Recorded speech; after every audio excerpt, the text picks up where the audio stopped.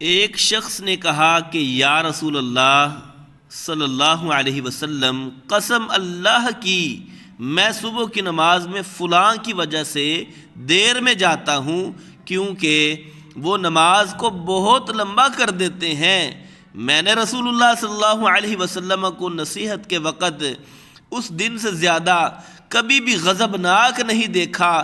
آپ نے فرمایا کہ تم میں سے کچھ لوگ یہ چاہتے ہیں کہ عوام کو عبادت سے یا دین سے نفرت دلا دیں۔ خبردار، تم میں لوگوں کو جو شخص بھی نماز پڑھائے تو ہلکی پڑھائے، کیونکہ نمازیوں میں کمزور، بوڑھے اور ضرورت والے سبھی قسم کے لوگ ہوتے ہیں۔ معاذ بن جبل نبی کریم صلی اللہ علیہ وسلم کے ساتھ نماز پڑھتے، پھر واپس آ کر اپنی قوم کی امامت کیا کرتے تھے۔ رسول کریم صلی اللہ علیہ وسلم نے فرمایا، جب کوئی تم میں سے لوگوں کو نماز پڑھائے تو تخفیف کرے، کیونکہ جماعت میں ضعیف، بیمار اور بوڑھے سب ہی ہوتے ہیں، لیکن اکیلا پڑھے تو جس قدر جی چاہے طول دے سکتا ہے۔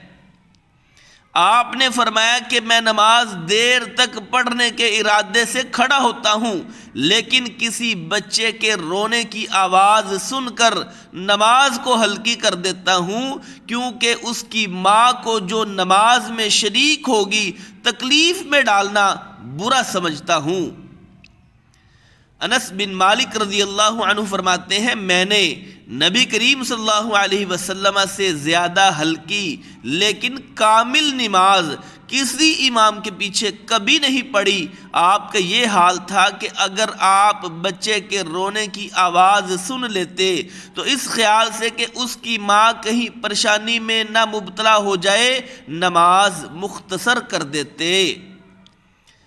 نبی صلی اللہ علیہ وسلم نے فرمایا، میں نماز شروع کر دیتا ہوں، ارادہ یہ ہوتا ہے کہ نماز طویل کروں، لیکن بچے کے رونے کی آواز سن کر مختصر کر دیتا ہوں، کیونکہ مجھے معلوم ہے ماں کے دل پر بچے کے رونے سے کیسی چوٹ پڑتی ہے۔